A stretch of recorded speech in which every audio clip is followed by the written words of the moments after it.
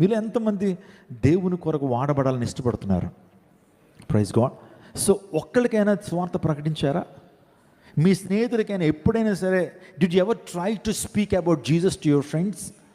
ఎప్పుడైనా నీ స్నేహితుడు కనీసం యేసయ్య గురించి ఒక మాట చెప్పడానికి ప్రయత్నం అన్నా చేశారా? చెయ్యాలి. సత్యదేవుని ఈ లోకానికి పరిచయం చేయాలి. యేసయ్య యొక్క గుణాతిశయాలను ఏం చెప్పాలి? అందుకని చెప్పాలండి. ఈరోజు మనుషులందరూ కూడా వివేకంతో ఉన్నారు. మనుషులందరూ కూడా అసత్యంలో బ్రతుకుతున్నారు. సత్యం ఏదో తెలియక బ్రతుకుతున్నారు. నిజమైన భక్తి ఏంటో తెలియట్లా. అలాంటి వారికి యేసయ్యను పరిచయం చేయాలి. యేసుక్రీస్తు ప్రభు దైవత్వాన్ని పరిచయం చేయాలి. ఒకవేళ మీరు చెప్పలేని పరిస్థితుల్లో దేవుని మందిరానికి తోడుకుని రావాలి. దేవుని మందిరానికి తోడుకుంటూ రావాలి. ప్రతి ఆదివారం ఇక్కడ 3 వారాలు జరుగుతున్నాయి. శ్రేష్టమైనటువంటి ఇలాంటి స్పెషల్ కార్యక్రమాలు జరుగుతున్నప్పుడు స్నేహితుల్ని ఏం చేయాలి? మీరు చొరవ తీసుకుని, రిస్క్ తీసుకుని వారిని ఏం చేయాలి? ప్రభు సన్నిధికి నడిపించాలి. మీరు చెప్పలేని విషయాలు దేవుని సేవకుడు చాలా సూటిగా స్పష్టంగా చెప్తారు, అర్థమయ్యే రీతిలో చెప్తారు. అందుని బట్టి మీరేం చేయాలి? ప్రభువు కొరకు ప్రయాసపడాలి. ప్రభు కోసం ప్రయాసపడితే ఆ ప్రయాస వృధా అవుతుందా?